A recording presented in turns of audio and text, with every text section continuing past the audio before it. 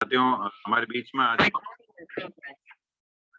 बता चुके हैं और बहुत ही शानदार ज़बरदस्त प्रोग्राम जो है आज का होने वाला है और शानदार ये प्रोग्राम जो है यूट्यूब पे भी लाइव रहेगा। तो बिल्कुल साथियों बिल्कुल शानदार एक्टिवली बिल्कुल आप बैठें और हमारे जो चीफ गेस्ट हैं बिल्कुल महावीर जी वैष्णव साहब बिल्कुल बता चुके हैं। मोस्ट वेलकम आपका। बिल्कुल शानदार एकदम हीरो लग रहे हैं। मोस्ट वेलकम बिल्कुल। और हमारे बीच में बिल्कुल गोपाल जी गुजर सर हैं, वेलकम आपका। अनिल जी अरोड़ा साहब हमारे बीच में हैं, मोस्ट वेलकम। और बिल्कुल जसोदा मैम हमारे बीच में है मायानगरी मुंबई से, मोस्ट वेलकम मैम। ये गुरुदेव जगदीश जी सर हमारे बीच में, मोस्ट वेलकम सर आपका। और राजेंद्र जी चौधरी साहब का वेलकम है उज्जैन से। चंद्राव जी सर हमारे बीच में है, मोस्ट वेलकम बिल्कुल। और पारस लाल जी गुजर साहब का मोस्ट वेलकम है। पापा जी हमारे बीच में है, मोस्ट वेलकम। और भी हमारे बीच में साथी कनेक्ट हो रहे हैं। ओम प्रकाश जी वैष्णव सर हमारे बीच में है, मोस्ट वेलकम। और भाटिया जी साहब हैं, कल्पेश जी भाटिया साहब मोस्ट वेलकम है। ज़्यादा से ज़्यादा साथियों को आज के वेबिनार में बिल्कुल आप फ़ोन करें, बिठाएँ, क्योंकि आज का जो वेबिनार है बहुत ही शानदार ज़बरदस्त होने वाला है। और बिल्कुल डायमंड पर्सनैलिटी हमारे बीच में हैं, वो इस शानदार खूबसूरत सिस्टम की जानकारी और नॉलेज देने वाले हैं। तो ज़्यादा समय नहीं लेते हुए मैं उन्हें इनवाइट करूँगा। एक बार आप सभी के वीडियो ऑन कर लीजिए, क्योंकि जो दिखता है वो बिकता है। और बिल्कुल शानदार जो आपके मुस्कुराते हुए चेहरे दिखाई देंगे, तो बिल्कुल ज़बरदस्त आनंद आने वाला है। बिल्कुल अनिल जी सर की मुस्कुराहट बहुत ही शानदार दिखाई देती है। तो बहुत-बहुत धन्यवाद। और बिल्कुल आप सभी की शानदार जानदार क्लैपिंग के साथ, शानदार एक्साइटमेंट के साथ में हमारे बीच में महावीर जी वैष्णव सर हैं। एक बार ज़बरदस्त क्लैपिंग के साथ वेलकम करता हूँ महावीर जी सर को। वेलकम सर आपका। बहुत-बहुत धन्यवाद सर, आपने मुझे बोलने का मौका दिया और आप सब इस वेबिनार में पधारे हैं। सर मेरी वॉइस तो क्लियर है ना? बिल्कुल शानदार सर, शानदार वॉइस आ रहा है आपका। ओके, तो सर मैं अपनी शुरुआत अपने प्रेज़ेंटेशन से करूँगा। 1 मिनट स्क्रीन शेयर कर लेते हैं हम। ओके, स्क्रीन दिखाई दे रही है सर आपको? शानदार सर, शानदार। Okay sir. तो प्रोग्राम को शुरुआत करते हैं। सबसे पहले अपना परिचय दे दूँ। नाम महावीर वैष्णव, गुजरात पाल्ला गुजरात से बिलॉन्ग करता हूँ और इस सिस्टम में लाने वाले मेरे पिताजी ओम प्रकाश जी वैष्णव, जिनको मैं नमन करता हूँ और पल-पल की जानकारी देने वाले सभी गुरुओं को मैं नमन करता हूँ। और इस सिस्टम में और इस जो वेबिनार में आप सब पधारे हैं, तो आप सबका मोस्ट वेलकम कि आप मेरी मीटिंग सुनने के लिए आप यहाँ पे आए हैं। तो बिना कोई देरी के मीटिंग को शुरू करते हैं। तो आज हम कई सारी बातें करेंगे, बहुत सारी बातें करेंगे। आगे हम 1 सेकंड, ओके। तो मीटिंग शुरू करने से पहले आपको एक इम्पोर्टेंट नोटिस दे देता हूँ। आप सभी अपने मोबाइल को या तो साइलेंट कर लीजिए या तो डीएनडी कर लीजिए, कोई डिस्टर्बेंस बीच में क्रिएट ना हो, इसलिए आप आराम से फ़ोकस करके इस मीटिंग को सुनिए। और आगे अपने मोबाइल को रोटेट कर लीजिए, तो आपको अच्छे से क्लियरली आपको पूरी मीटिंग सुनाई देगी, दिखाई देगी। तो अपने मोबाइल को रोटेट कर लीजिए। तो आज के प्लान की शुरुआत करें तो आज हम पहले तो बात करेंगे मार्केटिंग प्लान के बारे में। उसके बाद हम बात करेंगे कि आरसीएम बिज़नेस आखिरकार है क्या? क्योंकि पूरे सिस्टम में जहाँ तक मैंने ये सारी मीटिंग्स अटेंड की है, ज़्यादातर लोगों को पता ही नहीं है कि आरसीएम है क्या? कुछ काम नहीं, पता ही नहीं कि आरसीएम है क्या? तो आरसीएम के बारे में भी हम जानेंगे और परिवर्तन क्यों लाना है हमें? हमें अपने जीवन में परिवर्तन क्यों लाना है, इस बारे में भी हम आगे बात करेंगे। आगे हम बात करेंगे कि किस तरह कस्टमर को सैटिस्फैक्शन नहीं मिल रहा है बाहर ट्रेडिशनल बिजनेस में, जैसे कि लोग खुश होते हैं, खुश होते-होते दुखी हो रहे हैं और किस तरह हम आलसी में आके दुखी से खुश हो सकते हैं। तो इस बारे में भी हम आगे बात करेंगे। और श्रिंकफ्लेशन नाम की एक चीज़ होती है, उसका डेफिनिशन वो आखिरकार के है क्या? इससे क्या फ़ायदा होगा हमें? इसके बारे में भी बात करेंगे। किस तरह लोगों को, किस तरह कस्टमर को क्वालिटी प्रोडक्ट नहीं मिल रहा है, किस तरह आरसीएम में क्वालिटी प्रोडक्ट मिल सकते हैं, ये भी आगे हम बात करेंगे। क्यों हमें ट्रेडिशनल बिज़नेस नहीं करना है? लोग पूछते हैं कि भई हम क्यों ट्रेडिशनल बिज़नेस छोड़ दें? तो इसके लिए भी हम बात करेंगे कि हमें ट्रेडिशनल बिज़नेस क्यों छोड़ना चाहिए। और आगे एक भी बात है कि आरसीएम, चलो पता चल जाएगा कि आरसीएम क्या है, कैसे करना है, लेकिन क्यों करें आरसीएम को? इसके बारे में भी हम आगे बात करेंगे। किस तरह हम आरसीएम पे विश्वास कर सकते हैं? किस तरह आरसीएम बाकी सारी कंपनियों से, बाकी सारी चीज़ों से अलग है कि कहीं आरसीएम भाग तो नहीं जाएँगी? इसके बारे में भी आपको मैं प्रूफ़ दूँगा। किस तरह के आरसीएम के प्रोडक्ट सारे क्वालिटी प्रोडक्ट है? क्या बेनिफिट होगा हमें आरसीएम से? क्या आरसीएम हमें अपॉर्च्युनिटी देता है? और किस तरह हम आरसीएम में इन हरी-हरी नोटों को हम प्राप्त कर सकते हैं।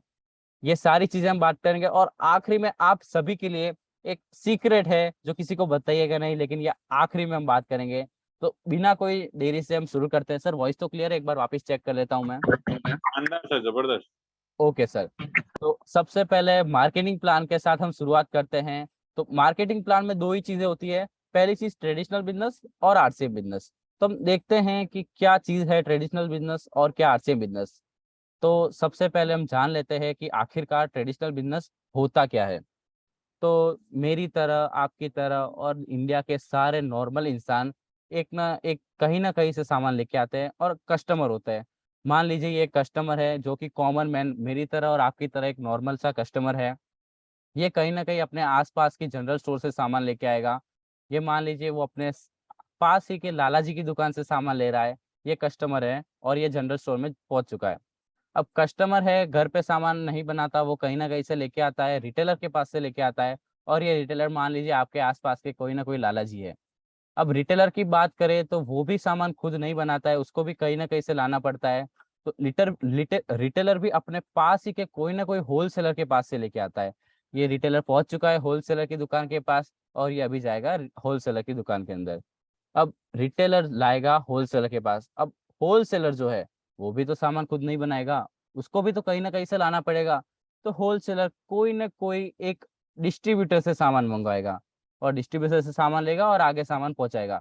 अब जो डिस्ट्रीब्यूटर है वो भी तो सामान कहाँ से खुद बनाएगा? वो जाता है अपने ही पास के बड़े C&F एजेंट के पास। वो C&F एजेंट के पास से सामान लेता है और चला जाता है होलसेलर के पास। अब बात करें C&F की, तो C&F भी कहाँ खुद बनाता है? वो भी जाएगा कहीं ना कहीं और। सोचो कहाँ पे जाएगा? C&F जाएगा मैन्युफैक्चरर यानी कि कंपनी के पास। ये कंपनी के पास आ चुका है C&F।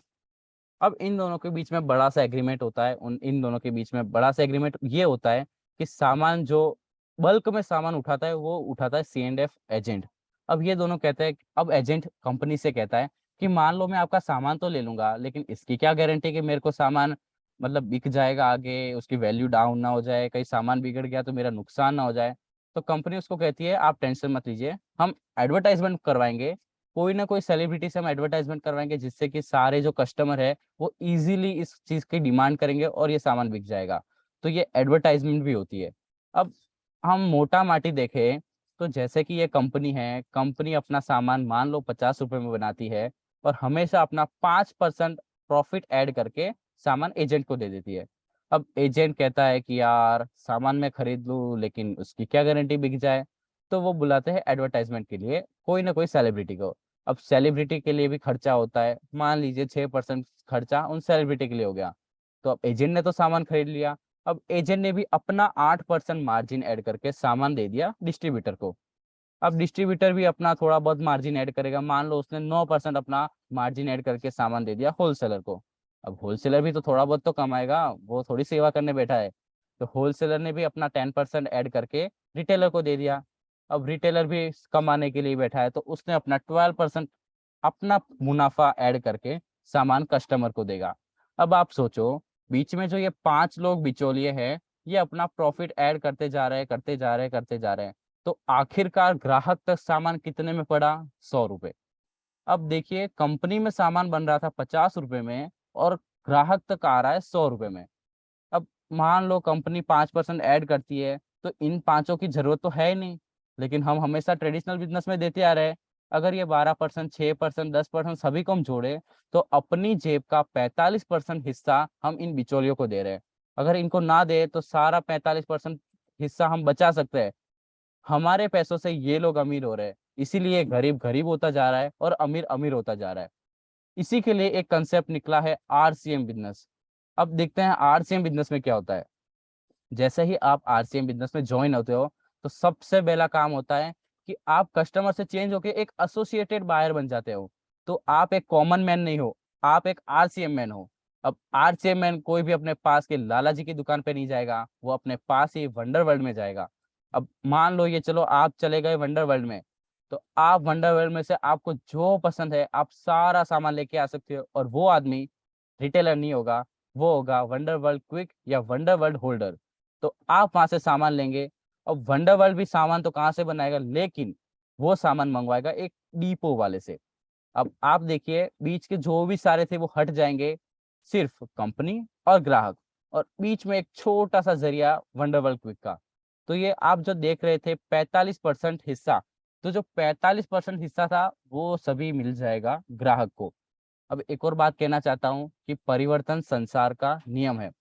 हमारे सर ये कहते हैं कि जब तक मतलब आज तक आप जो करते आए हैं, अगर वो ही आप करते हैं तो आपको वही मिलेगा जो आज तक मिलता आया है। यानी कि परिवर्तन आपको करना ही पड़ेगा सर। अब परिवर्तन क्यों करना है, अब आपके कुछ एक उदाहरण दिखा देता हूँ। मान लो एक बार नोकिया कंपनी का एक मोबाइल हुआ करता था, हालांकि मैंने तो यूज नहीं किया, फिर भी नोकिया करके एक फोन हुआ करता था, बहुत क्रेज था उसका। लेकिन उसने परिवर्तन नहीं किया सर। परिवर्तन नहीं किया, इसलिए सैमसंग ने उसकी जगह ले ली। अगर वो परिवर्तन करता तो आज भी वो रह सकता था। एचएमटी करके एक घड़ी हुआ करती थी सर, उसने अपने आप को नहीं बदला, तो उसकी जगह ले ली फास्ट ट्रैक कंपनी ने। वॉच तो दोनों हैं, दोनों हाथों में ही पहनी जाती है, लेकिन परिवर्तन नहीं किया, इसलिए आज वो मार्केट में नहीं है। सर कोडक करके कैमरा आए हुए करते थे, पता नहीं आज मैंने तो देखे नहीं है, लेकिन पहले इसका बहुत क्रेज था। मैंने सुना है ये सबके दिलों में राज करता था, लेकिन उसने अपने आप को बदलाव नहीं किया, इसलिए आज कैनन ने अपनी जगह ले ली। मैं जहाँ पे भी देखता हूँ तो हर जगह मेरे को कैनन के ही कैमरास दिखते हैं, और हालांकि वो अच्छे भी आते हैं। अगर कोडक ने अपने आप को परिवर्तित कर लिया होता तो आज वो कैनन की जगह दिखाई दे रहा होता। अब याहू करके जीमेल या फिर मेल हुआ करता था, ईमेल हुआ करता था। याहू को मैंने आज तक यूज नहीं किया, लेकिन जीमेल, बच्चा बच्चा भी जीमेल को यूज करता है सर। जीमेल के बिना कुछ भी नहीं होता। अगर याहू ने अपने आप को परिवर्तित कर लिया होता तो आज वो जीमेल की जगह बैठा होता, लेकिन परिवर्तन उसने नहीं किया। इसलिए कहा जाता है परिवर्तन संसार का नियम है। अब आप सोचोगे कि सर क्यों परिवर्तन संसार का नियम क्यों है, हमारे लिए क्या फर्क पड़ता है, हम तो वैसे ही सामान खा रहे थे। ये तो सारी कंपनियों के लिए है कि मान लो उसने चेंज नहीं किया तो हम उनको सामान नहीं खरीद रहे, लेकिन हमारे लिए क्या फायदा है। अब देखिए सर, जैसे कि आप यहाँ पे देख रहे हो, कंपनी ने अपना सामान बनाया, 5% अपना ऐड किया प्रॉफिट, बाकी का जो 45% था हम इन बिचौलियों को दे रहे हैं, और अपने को क्या मिल रहा है, कुछ नहीं। हम तो अपना 45% गंवा रहे हैं। अगर हम परिवर्तन करते हैं, आरसीएम बिजनेस में आते हैं, तो कंपनी को तो कोई फर्क नहीं पड़ रहा। वो पहले भी 5% ही अपना ऐड कर रही थी प्रॉफिट, आज भी 5% ऐड करेगी। लेकिन जो ये बिचौलियों को 45% जो हम अपना पैसा दे रहे थे, वो आज हमें मिलेगा 45%। हम उसके हकदार होंगे। हम बिजनेस के, आरसीएम बिजनेस के 45% के हम पार्टनर बन जाएंगे। अब सर देखते हैं कि अब चलो ठीक है, ये भी सही है। अब मार्केट की बात करें, मार्केट की परिस्थिति कैसी है। लोग लोग तो नहीं, लेकिन ऑलमोस्ट सारी कंपनी कहती है हमारा मोटो है लोगों को दुखी से खुश बनाना। अब मैंने यहाँ पे उल्टा रखा है, पहले खुश है फिर दुखी है फिर और भी ज्यादा दुखी है। तो कस्टमर को सेटिस्फेक्शन नहीं मिल रहा है। क्यों नहीं मिल रहा है, अब देखो, आय हाय हाय हाय हाय, क्या सुबह की चाय है, चाय के साथ ये बिस्कुट, आय हाय, खा के तो मजा ही आ जाए। लेकिन हो क्या रहा है, इसके पीछे की सच्चाई देखिए। एक जमाने में, हालांकि मेरे जमाने में नहीं लेकिन दादा परदादा के जमाने में, 5 रुपए का पार्ले जी बिस्किट, हालांकि नाम नहीं लेना चाहिए, कोई बात नहीं, 5 रुपए का ये जो बिस्किट आपको दिखाई दे रहा है वो 100 ग्राम का हुआ करता था। धीरे धीरे महंगाई बढ़ी तो 70 ग्राम का हो गया 5 रुपए। चलो, कस्टमर ने भी एक्सेप्ट कर लिया, चलो कोई बात नहीं यार, महंगाई बढ़ रही है, थोड़ा बहुत तो कम करेंगे। फिर 70 का 55 हो गया, 55 ग्राम हो गया, तो लोगों को दुख हुआ, यार क्या करे यार, 55 ग्राम हो गया। लेकिन क्या करे, आदत तो बन गई थी, कंपनी ने यही तो टेक्निक बनाई, आदत बना ली उनकी। तो माल आधा हो गया फिर भी वो सामान खरीद रहे, और आज की कंडीशन में 50 ग्राम का ये बिस्किट हो चुका है। प्राइस वही है लेकिन माल घटा दिया। अब आदत सी पड़ गई है, इसलिए कोई इस पे दबाव नहीं करता कि चलो क्यों क्या, आज भी मेरे साइड में ये बिस्किट पड़ा हुआ है और ये 50 ग्राम का बिस्किट है। एक और बात करते, आय हाय हाय हाय, क्या चिप्स है, मुंह में पानी आ गया। ये चिप्स की बात करें तो लेफ्ट साइड में देखे, आय हाय क्या पैकेट है, पैकेट को फोड़ के खा ले ऐसी इच्छा होती है। अब साइड में देखो, आधे से ज्यादा पैकेट तो खाली है। क्या करे यार, पैकेट खाली है लेकिन आदत सी जो बन गई है। अब ये देखिए, इसको कहते हैं श्रिंकफ्लेशन। श्रिंकफ्लेशन क्या होता है, जब इन्फ्लेशन होता है, इन्फ्लेशन यानी कि जब मार्केट में प्राइस बढ़ती है तो प्राइस मत बढ़ाओ। जैसे कि मान लो मेरे रॉ मटेरियल्स महंगे आ रहे हैं, तो मैं क्या करूंगा, उसकी प्राइस नहीं बढ़ाऊंगा लेकिन उसको श्रिंक कर लूंगा, उसको सिकुड़ दूंगा, प्रोडक्ट छोटा कर लूंगा, आधा कर लूंगा।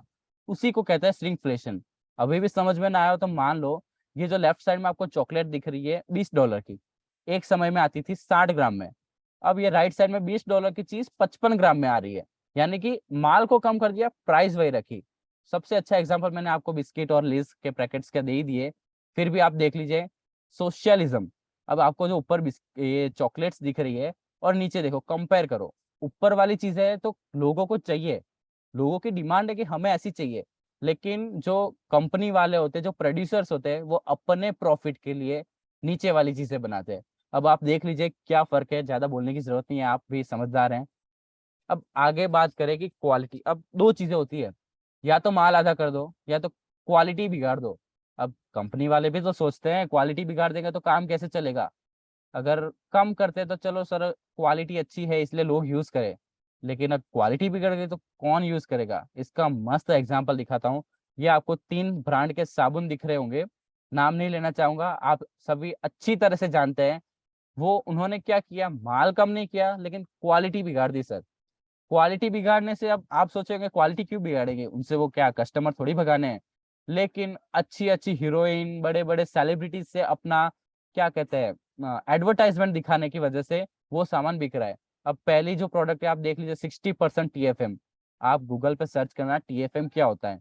नहाने के लिए साबुन में जो TFM होता है वो मिनिमम 76 होना चाहिए, बाकी सारे टॉयलेट सोप के कैटेगरी में आते हैं।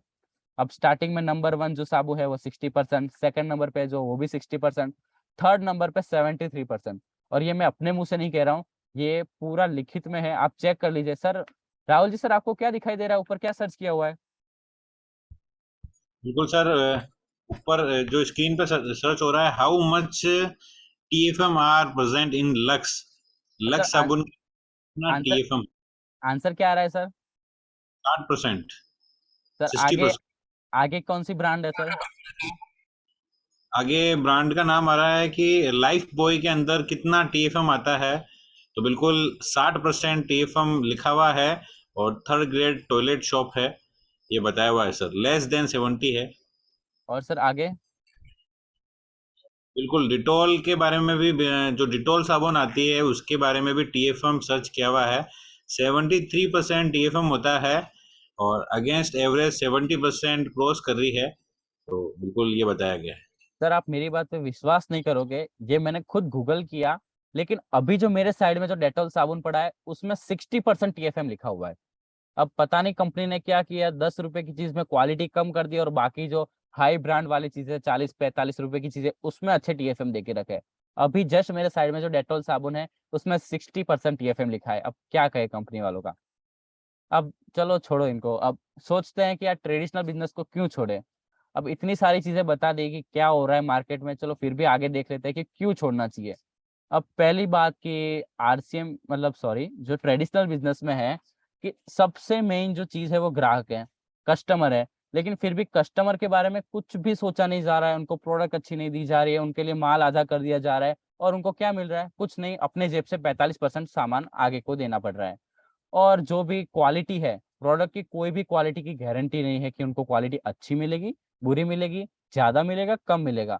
और उनके ही पैसों से तो ये बिजनेस चल रहा है, उनके ऊपर कोई सोचा नहीं जा रहा है। और ऊपर से पहली बात, जो भी कस्टमर है उनके विकास के बारे में भी बिल्कुल नहीं सोचा जा रहा है। अब कुछ एक लोग कहते हैं, कुछ एक कंपनीज कहते हैं पहले इस्तेमाल करे फिर विश्वास करे, लेकिन उनके एक बार इस्तेमाल करने में ही उनका इतना प्रॉफिट बन जाता है कि दूसरी बार इस्तेमाल करे या ना करे क्या फर्क पड़ता है। ये सारी स्ट्रेटेजी होती है सर। अब एक बात है कि RCM क्यों करें। RCM क्यों करें, देखिए सर, जो ये एक ऐसी इकलौती कंपनी है, मैं तो जानता था, लेकिन आप में से मैं गारंटी देता हूँ आप में से कोई भी लोग ऐसा नहीं होगा कि RCM के पहले आपने डायरेक्ट सेलिंग कंपनी का नाम भी सुना होगा। मैं अपने क्या कहते हैं, अपने बारे में बात करूं तो मैंने 4 कंपनियों के बारे में एक्सपीरियंस लिया है। हालांकि मैंने काम तो नहीं किया, लेकिन मेरे पिताजी ने 4 कंपनियों में काम किया है जो कि डायरेक्ट सेलिंग कंपनी थी। और इन चारों कंपनी में मैं अपना पूरा रिकॉर्ड दिखाता हूँ कि आज तक एक भी कंपनी नहीं है कि जो 5 साल से ज्यादा टिकी है। अब 5 साल में इन्होंने अपना प्रॉफिट घुमाया और निकल लिए। तो ये बात है कि ये ऐसी एक कंपनी है कि जो अपने आइडेंटिटी दिखाती है कि डायरेक्ट सेलिंग कंपनी आखिरकार होती क्यों है और होता क्या है। अब बात करते हैं ट्रस्ट की, कि लोग कहेंगे कि भाई RCM के हम ट्रस्ट कैसे करें, क्या है ऐसा कि हम उस पर विश्वास करें। तो एक बात जान लो, 20 साल से भी ज्यादा हो गया इसको टाइम। 20 साल से ये कंपनी रेगुलर चली आ रही है। और मैंने आपको बताया ये 4 कंपनियों के बारे में जो बता रहा हूँ, वो 5 साल से ज्यादा नहीं चली सर। 5 साल भी ज्यादा कह दिया, 3 साल से ज्यादा कोई भी कंपनी नहीं चली। लेकिन ये इकलौती कंपनी है जो 20 साल तक चली आ चुकी है। एक और बात आती है कि यार कंपनी में ऐसा है क्या, क्या डिफरेंस है इसमें बाकी सारी कंपनियों से। तो देख लो सर, टीसी छाबड़ा को नमन करता हूं मैं कि उनके इतने बड़े उद्देश्य, इतने बड़े ऑब्जेक्टिव रखे उन्होंने कि स्वास्थ्य रक्षा, नए भारत का निर्माण और स्वावलंबन। वो चाहते हैं कि इंडिया के सारे नागरिक बिल्कुल स्वस्थ रहे, इसलिए इतने क्वालिटेटिव प्रोडक्ट्स वो आगे पहुंचाते हैं। और नए भारत का निर्माण ये कैसे होगा सर, कि अब आप देखो ये इंडिया बेस्ड कंपनी है, ये अपने इंडिया की ही कंपनी है, यानी कि अपने इंडिया की जीडीपी बढ़ेगी। अगर अपनी इंडिया की जीडीपी बढ़ेगी तो अपना इंडिया बनेगा, आगे बढ़ेगा इंडिया। तो इसी तरह हम इंडिया का निर्माण कर सकते हैं। और स्वावलंबन, ये आपको एक ऐसी अपॉर्चुनिटी देता है, आपको काम करने की अपॉर्चुनिटी देता है कि आपको ये अपने पैरों पे खड़ा रख सकता है, और आपको अपने पैरों पे खड़ा भी रखेगा। आगे और बात करें कि चलो आरसीएम के ठीक है ऑब्जेक्टिव से क्या होता है, लेकिन ये अपने डेली यूजेबल प्रोडक्ट्स बनाता है और स्वास्थ्यवर्धक प्रोडक्ट बनाता है। और उनकी क्वालिटी की तो पूछो ही मत, एकदम A1 क्वालिटी। और चौथी बात है कि रिजनेबल प्राइस। मुझे कई लोगों ने कहा कि भाई इतना सारा फेंक रहे हो तुम, ये कैसे हो सकता है कि आप रिजनेबल प्राइस में फेंक दो, मतलब रिजनेबल प्राइस में आप सामान दे दो। इसका आपको मैंने पहले ही उदाहरण दे दिया कि जो 45% जो कमाई है ना, वो हम जो बीच में दे रहे थे, वो अब हमारी जेब में लग रही है। तो हमको लग रहा है कि भाई क्वालिटी नहीं होगी, लेकिन आप सोचो कि जो 10 रुपए की चीज है आपको 5 में पड़ेगी, तो आपको यही लगेगा भाई ये क्वालिटी नहीं होगी। लेकिन जो आपको ये बिचौलियों के बारे में नहीं पता था, वो मैं आज आपको बता चुका हूँ। अब ये जो इंसान भाग रहा है, आप ये मत समझना कि कंपनी इस तरह से भाग जाएगी। बहुत सारे लोग कहते हैं कि भाई क्या भरोसा, 20 साल से चली आ रही थी, आज ही भाग जाए तो क्या। ये आप देख लीजिए, मैन्युफैक्चरिंग यूनिट भीलवाड़ा का है, उत्तराखंड है, गुवाहाटी में है।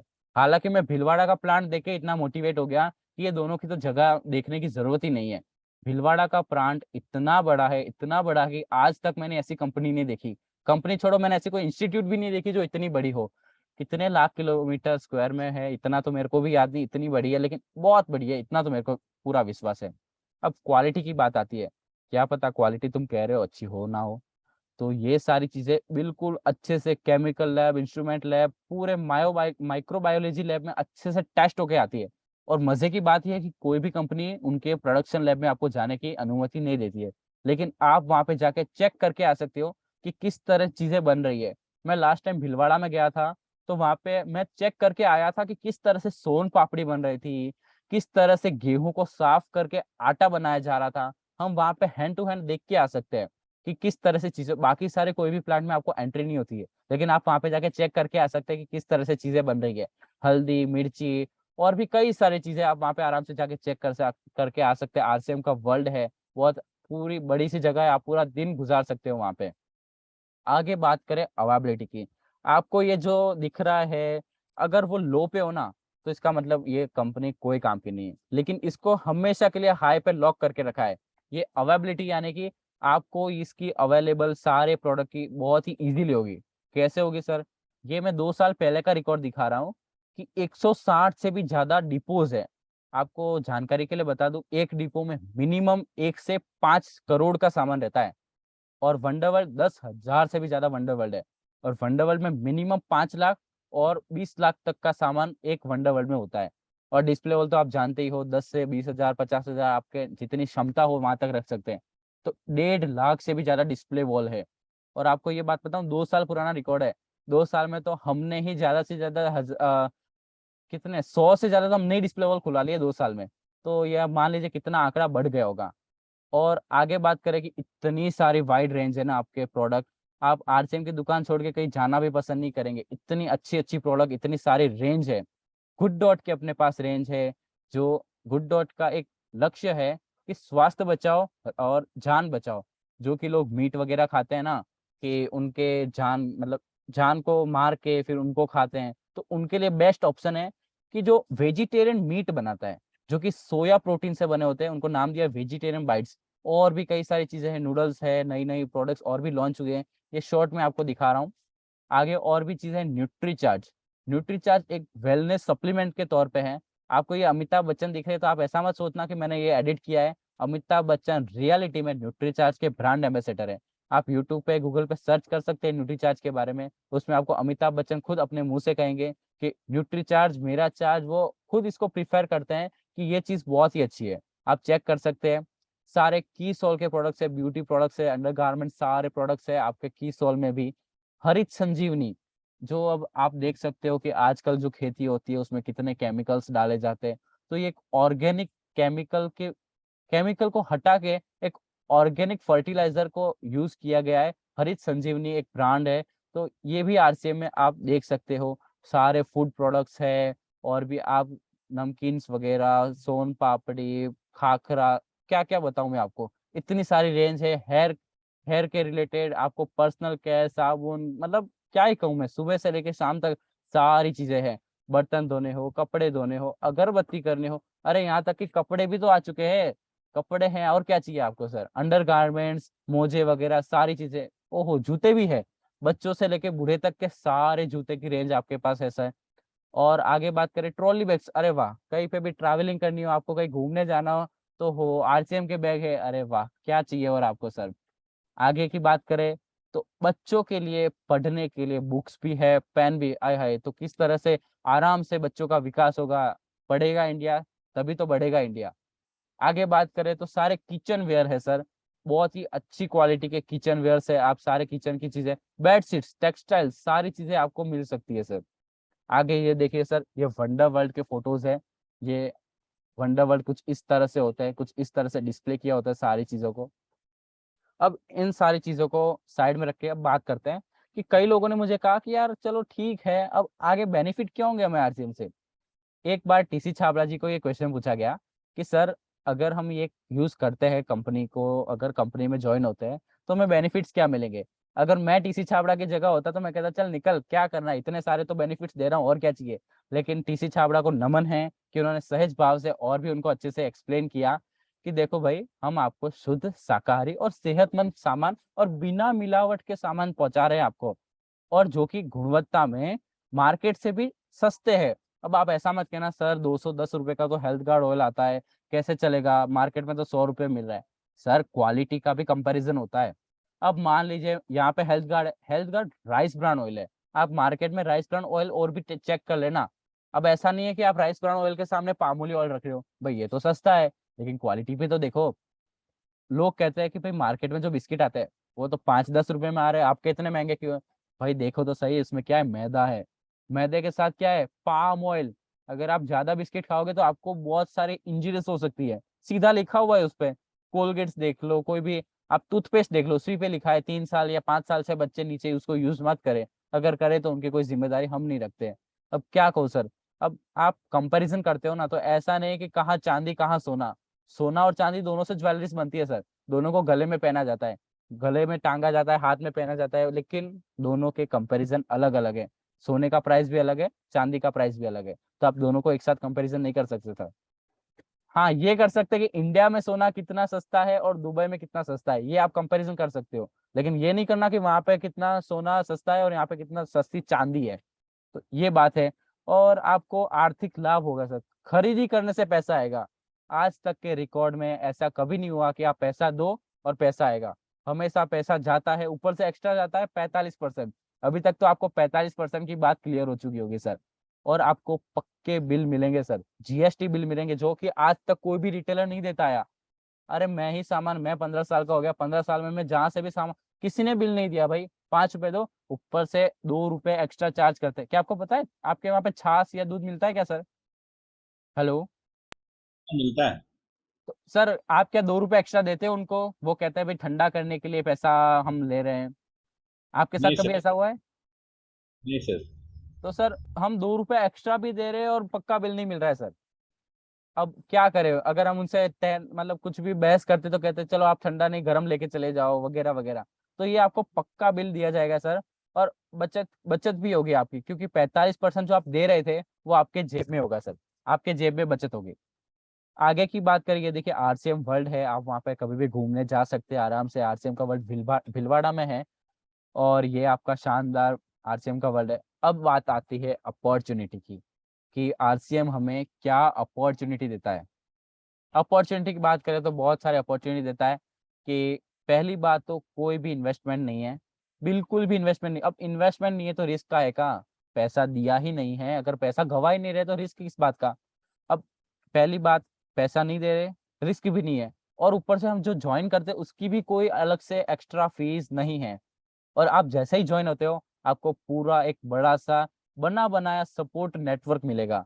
आपकी जो अपलाइन होगी वो आपको पूरा ही सपोर्ट करेगी, तो उसका आपको कोई भी टेंशन लेने की जरूरत नहीं है। एक और बात है कि कोई ऑफिस की रिक्वायरमेंट ही नहीं है सर, आपके अपने घर पे। अब अगर आपके छोटी सी दुकान है, घर है, आप अपने कमरे में बैठ के ये पूरा बिजनेस कर सकते हैं। क्या करना है? फोन उठाया, फोन किया, बस यही अपना बिजनेस है। खाना खाना है और उसकी चर्चा करनी है। कोई स्टाफ की रिक्वायरमेंट नहीं है, आपको बना बनाया नेटवर्क मिल रहा है, स्टाफ क्यों चाहिए? दुकान की तो जरूरत ही नहीं है, आप अपने कमरे में बैठ के सब कुछ कर सकते हो। और हाँ, ये चीज है कि बिजनेस में जब भी हम, अब शेयर मार्केट का आपको पता नहीं पता क्या पता, लेकिन शेयर मार्केट्स में ऐसा होता है कि हम जब भी कंपनी का शेयर खरीदते हैं तो उसका प्रॉफिट भी हो सकता है, नुकसान भी हो सकता है। और ये जो इकलौती कंपनी है जो आपको 45% का अपना हकदार बना के भी सिर्फ प्रॉफिट देगी। अगर कंपनी को कोई नुकसान होता है आपसे नुकसान भी नहीं लिया जाएगा, आप सिर्फ ओनली एंड ओनली प्रॉफिट के हकदार है। और आपको कोई एजुकेशन की सर्टिफिकेट की भी जरूरत नहीं है। आज देखिए सर, आज की तारीख में तो कोई एजुकेशन की जरूरत नहीं है, लेकिन 10 साल बाद आप देखना आप आरसीएम के पीछे भागोगे, और शायद ऐसे रूल होगा कि आपके आरसीएम यानी डायरेक्ट सेलिंग की भी पढ़ाई करके आना पड़ेगा। आपके पास अगर डायरेक्ट सेलिंग का सर्टिफिकेट नहीं होगा तो 10 साल बाद अगर आप शायद इस आरसीएम बिजनेस में ज्वाइन ना हो सके। तो आज तो आपके पास पूरी अपॉर्चुनिटी है कि आज आप बिना कोई सर्टिफिकेट, बिना कोई एजुकेशन के, आज अनपढ़ अंगूठा छाप भी इस काम को कर सकता है। हालांकि आपको बात बताऊं, अभी मैं आरसीएम बिजनेस में ज्वाइन नहीं हुआ हूँ, अभी मैं हो भी नहीं सकता हूँ, इतना स्ट्रिक्ट रूल है कंपनी का। आप सब जो भी बैठे हैं इस मीटिंग में, आप सब मेरे अपलाइन है। अगर आपने इस बिजनेस को ज्वाइन नहीं किया है तो आपके पास 2 साल का टाइम है। 2 साल में आप भी ज्वाइन हो जाओ, आपके फ्रेंड्स को भी ज्वाइन कर लो, क्योंकि आने वाले समय में मैं आपका डाउनलाइन बनूंगा। अगर आप ज्वाइन नहीं होते हो तो आपको मेरा डाउनलाइन बनना पड़ेगा।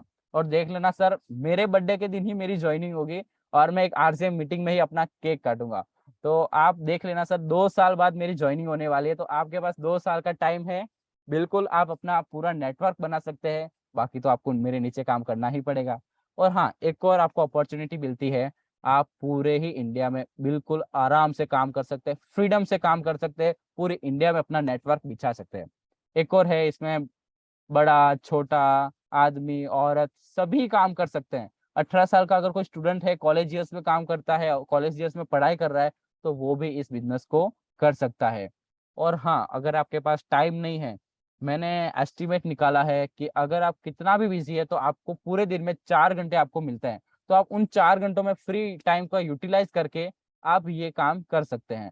उससे एक फायदा और भी होगा कि आपके रिलेशंस भी बढ़ेंगे, आप लोगों के साथ कनेक्ट रह पाएंगे, आप लोगों से अच्छी रिलेशनशिप बना सकते हैं। और उससे एक और फायदा है कि आपके पर्सनालिटी है ना, वो भी डेवलप हो जाएगी, क्योंकि आप जितना लोगों से मिलोगे ना उतनी पर्सनालिटी आपकी चेंज होती रहेगी और अच्छी बनेगी।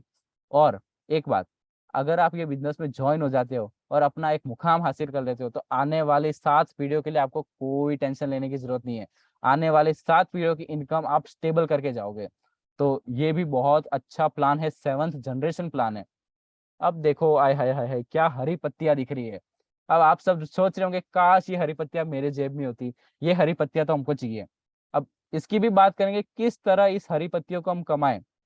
तो देखो, 3 चीज करनी है, सामान खाना है, चर्चा करनी है, बस। और ये नेटवर्क ऑटोमेटिक ही बन जाएगा। सामान आपको यूज करना है, 100% आपको सामान को यूज करना है। सामान को बेचना है, बेचना यानी कि ऐसा नहीं दुकान लेके बैठ जाओ कुछ भी करो। आपके कोई रिश्तेदार आते हैं, फ्रेंड्स आते हैं, तो उनको ये कहो कि ये प्रोडक्ट अच्छी है। मैंने अभी कुछ ही दिन पहले एक मीटिंग हुई थी, उसमें पूजा मैम का मीटिंग था। उन्होंने कहा कि आपको कुछ नहीं करना है, सिर्फ एक चीज बोलनी है।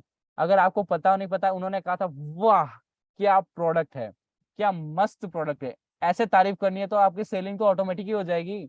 आपको सिर्फ सामान खरीदना है, सेल करना है। सेल यानी कि सिर्फ वाह, सिर्फ एक बार तारीफ कर लो, सामने वाला ऑटोमेटिक ही खरीद लेगा। ये क्या है भाई, ऐसा कैसे तारीफ कर रहा है।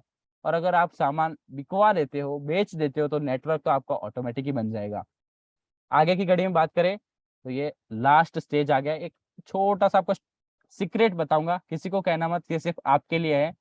आगे देखिए कि ये जो डायरेक्ट सेलिंग बिजनेस है ना, वो आने वाले समय का सबसे बड़ा व्यवसाय बनने वाला है। सिर्फ डायरेक्ट सेलिंग कंपनी ऐसी होगी जो ट्रेडिशनल बिजनेस को पछाड़ के 10 साल बाद आगे इतनी बढ़ जाएगी कि आप सोच नहीं सकते। ये जो मैंने एस्टिमेट निकाला, ये एक रिकॉर्ड है कि 2019 में ये जो यूनाइटेड स्टेट दिख रहा है, उसका 2,65,000 करोड़ रुपए का डायरेक्ट सेलिंग बिजनेस में इन्वेस्टमेंट है। अब आप देखिए, सबसे ऊपर यूनाइटेड स्टेट है और लास्ट में अपना इंडिया है। 10 साल बाद देखना, ये पूरा रिकॉर्ड पलट जाने वाला है। सबसे ऊपर इंडिया आएगा, क्योंकि इंडिया ही ऐसा एक इकलौता कंट्री है जो आने वाले समय में डायरेक्ट सेलिंग को पछाड़ देगा। सबसे ऊपर रिकॉर्ड आपको डायरेक्ट सेलिंग का दिखाई देने वाला है, आप ये चीज को नोट कर लीजिए। अब आप देख लीजिए कि इंडिया में किस तरह से बढ़ रहा है। आप 2010 का रिकॉर्ड देखिए कि 4,000 करोड़ रुपए का इसमें इन्वेस्टमेंट था 2010 में, और 2025 तक आते आते 64,500 करोड़ का हो जाएगा।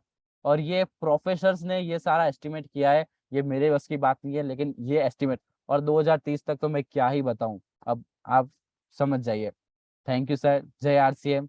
आज की मीटिंग यहीं पे समाप्त करते हैं, और आगे का मैं वापस राहुल सर को ओवर करता हूँ। Thank you sir. Thank you so much sir, Mahavir ji sir, बहुत ही शानदार जबरदस्त तरीके से सर ने बिल्कुल मेहनत से ये शानदार पीडीएफ बनाई और बहुत ही जबरदस्त तरीके से हमको समझाया है। एक बार सभी साथियों को ऑल अनम्यूट कर रहा हूँ सर के सम्मान में, जबरदस्त क्लैपिंग। शानदार सर,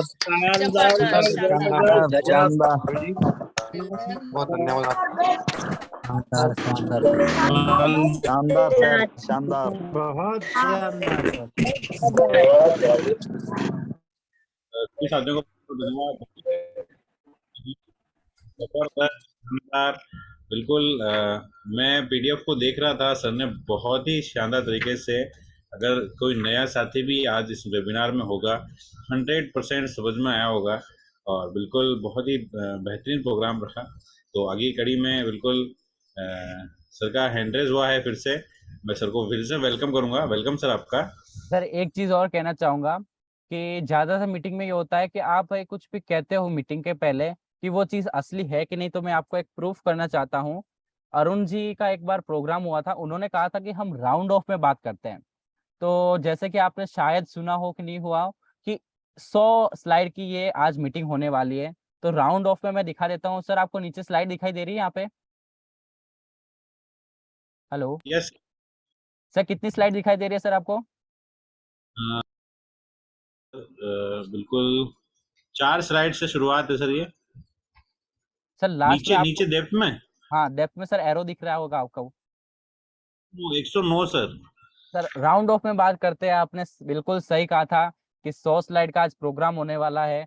तो अगर आप सभी को अच्छे से समझ में आया होगा, और अगर आप सोच रहे हो कि भाई गलती से कुछ एक साथी रह गए हैं, तो आपको इस प्रोग्राम के बाद यूट्यूब का एक लिंक मिल जाएगा, तो आप वो भी शेयर कर सकते हैं। हो सके तो उसको लाइक शेयर कर लेना, तो थोड़ा बहुत मैं भी मोटिवेट हो जाऊँ यूट्यूब पे। तो थैंक यू सर, बस आगे मैं वापस ओवर करता हूँ। Thank you so much sir, बहुत बहुत धन्यवाद। और सर का शानदार यूट्यूब चैनल भी है, बिल्कुल सर का जो लिंक है जो है हमें मिल जाएगा। बिल्कुल हम सर लाइक सब्सक्राइब और बिल्कुल फैलाएंगे उस शानदार बिल्कुल चैनल को। और बिल्कुल सर ने मेहनत करके 109 स्लाइड का शानदार वेबिनार, और 7:20 पे मैंने शुरुआत करी, और 5 मिनट 7-8 मिनट मैंने लिए। उसके बाद सर को इनवाइट किया, और सर ने मात्र 40 मिनट के अंदर इतना शानदार प्रेजेंटेशन दिया है, काबिल तारीफ है। सर के सम्मान में एक बार फिर से ज़बरदस्त क्लैपिंग चाहूँगा। और आगे के लिए हमारे बीच में ग्रेट गुरुदेव हैं, जिन गुरुओं के